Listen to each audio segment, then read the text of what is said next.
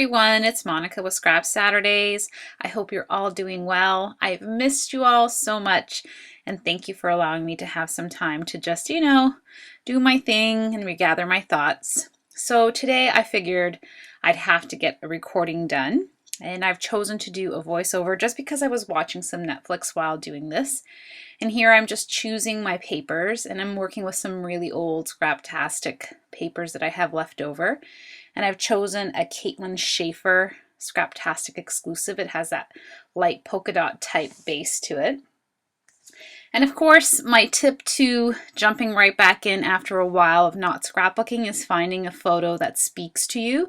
And so that photo that I've chosen is a photo of myself and my hubby when we were away for my 40th in Cuba. But I love that it's black and white, so I didn't have to really think about what kind of colors I wanted to match. It kind of had to be an easy process. And I say easy until I tell you the rest of the story of this whole entire video. So I'm just cutting down my photo here, and I'm purposely leaving a huge 1-inch block at the bottom because I want to use an Ali Edwards stamp that I really like. It's from her Favorite Memories collection, and it's the stamp that you see there. So I'm using a leftover piece that I cut off of the same type of photo paper from the top of my photo, and I'm using the Versamark black onyx ink to see what kind of impression I get. And this, I get a beautiful crisp impression on that top piece that I just put up there. But now when I go to stamp it on my photo, I'm thinking, wow, that stamped really well.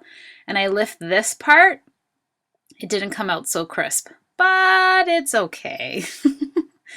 I'm thinking, oh, all right, so sure, the first one was better than the second one, of course, because this is what this video is all about.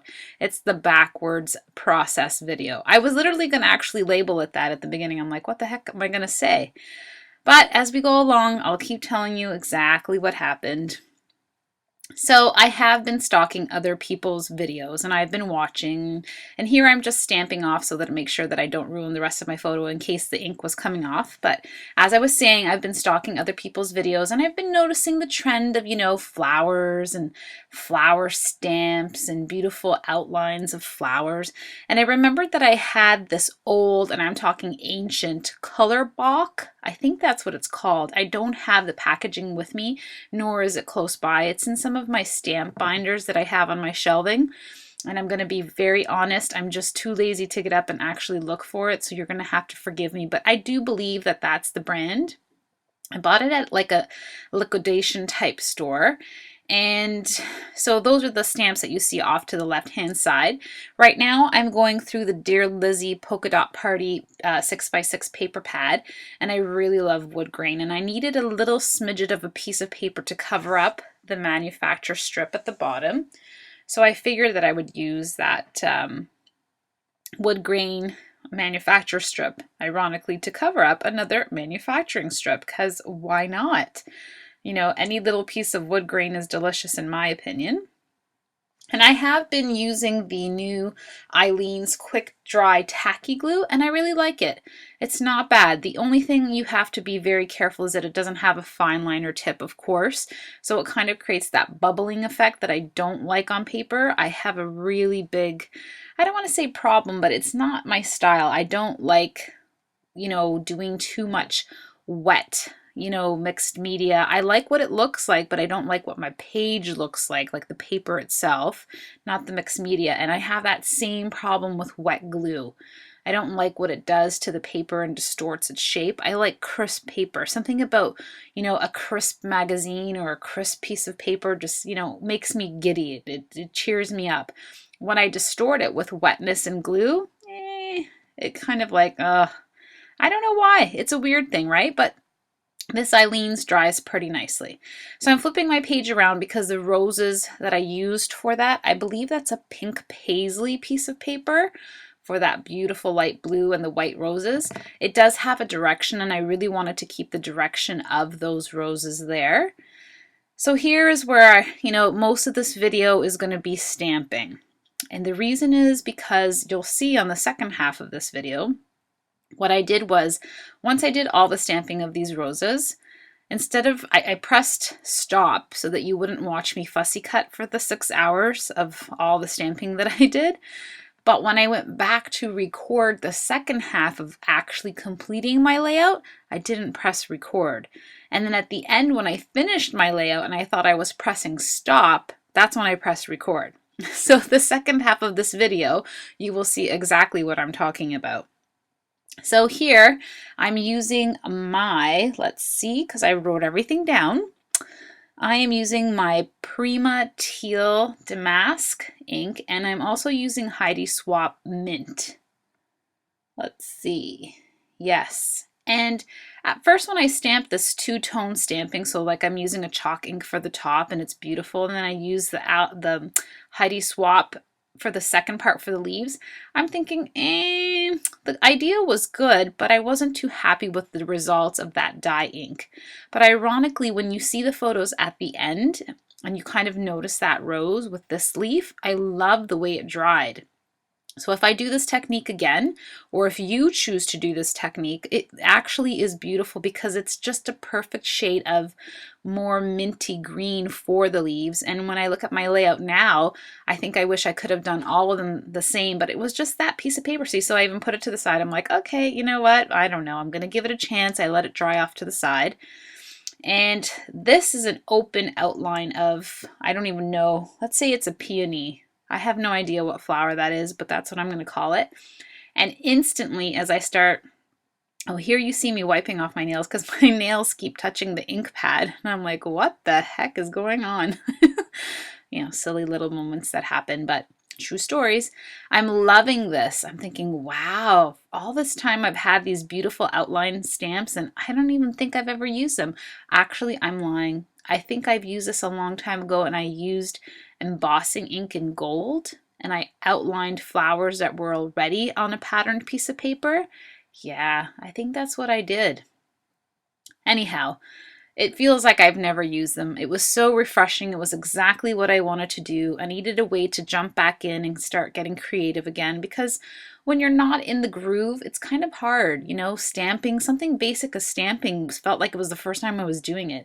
And every time I was stamping these full flowers here with this Prima chalk ink, as you see me going through and I'm really going over it, my impression wasn't complete at the top of the flower. So there was always an incomplete portion. When I lifted it, I'd be like, huh, I thought I was pushing down on all sides. But anyway, I didn't give up. I just thought, you know what?